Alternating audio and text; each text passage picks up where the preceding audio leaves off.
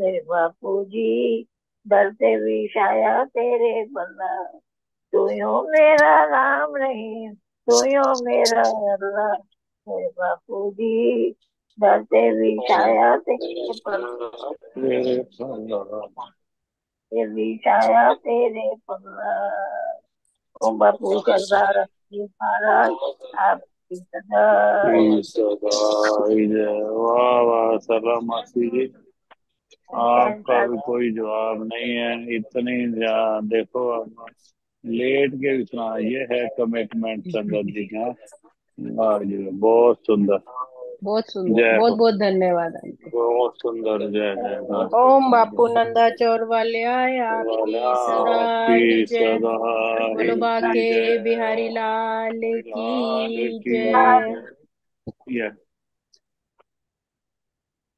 हरे हरिओम। रामा, हरे रामा, राम रामा, हरे हरे, हरे कृष्णा, हरे कृष्णा, कृष्ण कृष्ण, हरे हरे, हरे कृष्णा, हरे कृष्णा, कृष्ण कृष्ण, हरे हरे, हरे रामा, हरे रामा, राम रामा, हरे हरे, हरे कृष्ण कृष्ण कृष्ण, हरे हरे, कृष्ण कृष्ण, हरे कृष्ण कृष्ण कृष्ण, हरे हरे, कृष्ण कृष्ण, हरे राम, राम राम, हरे राम, हरे राम, राम राम, हरे राम, हरे कृष्ण, हरे राम, हरे कृष्ण, हरे कृष्ण, हरे कृष्ण, कृष्ण कृष्ण, हरे हरे, हरे राम, हरे राम, राम रामा। राम, हरे हरे। ओम श्री सूर्या। परमात्मने नमः। श्रीमद् भगवत गीता अथ द्वितीयोऽध्यायः।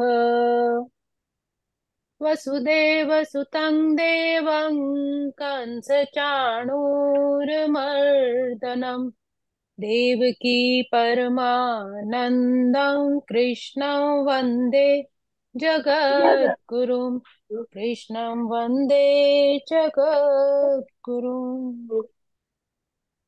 हाँ जी, साथ संगत जी, कल हमने श्लोक 17, 18, 19 और 20 तक श्रवण किए थे, जिसमें भगवान कृष्ण ने हमें समझाया कि आत्मा का विज्ञान क्या है।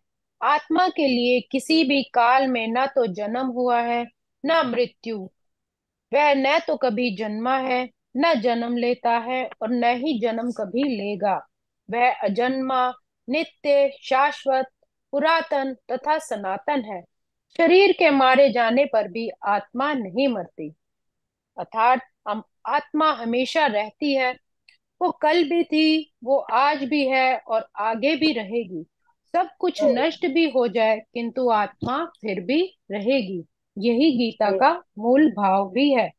अब आगे।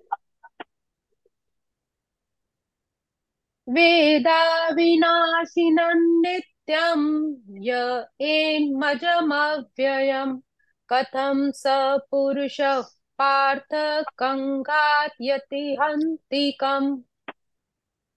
भगवान कृष्ण कहते हैं कि हे पार्थ, जो व्यक्ति ये जानता है कि आत्मा विनाशी, अजन्मा, शाश्वत तथा अव्यय है, वह भला किसी को कैसे मार सकता है या मरवा सकता है। जो इस बात को समझता है, तो वो भला आत्मा को कैसे मार सकेगा या पाएगा। भाव यह है कि प्रत्येक वस्तु की एक समुचित उपयोगिता होती है, और जो ज्ञानी होता है वो जानता है कि किसी भी वस्तु का प्रयोग कहाँ और कैसे करना है। इसी प्रकार हिंसा की भी अपनी उपयोगिता है। जो उसके उपयोग से इसे जानने वाले पर ही निर्भर करता है। यद्यपि हत्या करने वाले व्यक्ति को न्याय संहिता के अनुसार प्राणदंड दिया जाता है, किंतु न्यायाधीश को उसके लिए दोषी नहीं ठहराया जाता। उसी प्रकार अर्जुन भी धर्म के लिए ही युद्ध कर रहा है। मनु संहिता के अनुसार इसका समर्थन किया गया है कि हत्यारे को प्राण दंड दिया जाना चाहिए, जिससे उसे अगले जन्म में अपना पाप कर्म भोगना न पड़े। अतः राजा द्वारा हत्यारे को फांसी का दंड एक प्रकार से लाभप्रद है, ताकि वह अपने पाप कर्म से मुक्त हो जाए। इसी प्रकार जब कृष्ण युद्ध करने का आदेश देते हैं, तो ये समझना चाहिए कि यह हिंसा परम न्याय के लिए हो रही है, धर्म की स्थापना के लिए हो रही है। और इस तरह अर्जुन को इस आदेश का पालन करते हुए समझना चाहिए कि कृष्ण के लिए कहा गया यह युद्ध हिंसा नहीं है। अतः न्याय के लिए तथाकथित हिंसा की अनुमति है। जिस प्रकार कोई शत्रु अगर देश पर आक्रमण कर देता है तो उसकी हिंसा की जाती है या उसको समाप्त किया जाता है, तो ये हिंसा में नहीं माना जाता। इसका अर्थ है कि मनुष्य को ब्रह्म को महत्व देना चाहिए, उसको समझना चाहिए। शरीर से अधिक महत्वता आत्मा की है, आत्मा ही अधिक महत्वपूर्ण है। शरीर तो मिट्टी से बना है और मिट्टी में ही मिल जाएगा, किंतु आत्मा हमेशा शाश्वत है और सनातन है, इसी को ही महत्व देना चाहिए। अगला श्लोक। वांसांसि जीर्णानि यथा विहाय नवानि गृह्याति नरोपराणि तथा शरीराणि विहाय जीर्णानि यन्यानि संयाति नवानि देहि। भगवत गीता दूसरे अध्याय का बहुत ही प्रसिद्ध श्लोक है। इसमें भगवान हमें बताते हैं कि जिस प्रकार मनुष्य पुराने वस्त्रों को त्याग कर नए वस्त्र धारण करता है, उसी प्रकार आत्मा भी पुराने तथा व्यर्थ के शरीर को त्याग कर नवीन भौतिक शरीर धारण करती है। कहने का भाव है कि आत्मा को छोड़कर सभी कुछ बदल जाता है। जैसे हम फटे पुराने जीर्ण शीर्ण हुए कपड़ों को छोड़कर नए कपड़े पहन लेते हैं, वैसे ही आत्मा भी पुराने शरीर को छोड़कर एक दूसरे नवीन शरीर में प्रवेश करती है। शरीर की आयु होती है और पूर्ण होने पर किसी न किसी कारणवश अपनी अवधि समाप्त करके मृत्यु के बाद नष्ट हो जाती है, किंतु आत्मा वो तो सदैव ही रहती है और पुराने घर को छोड़कर नए घर में जाती है।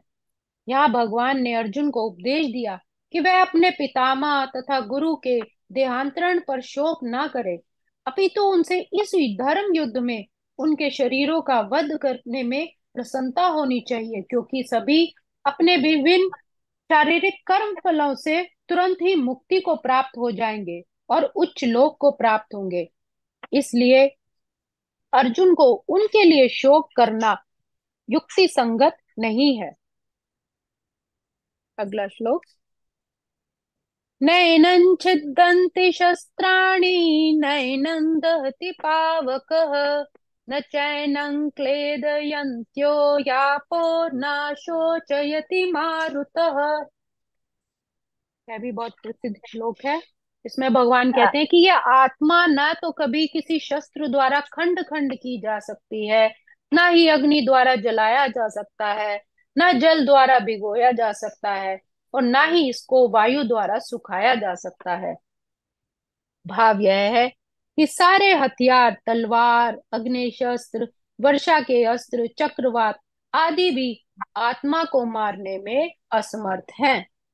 आत्मा कोई वस्तु नहीं जो किसी चीज से कट जाए, जल जाए या सूख जाए।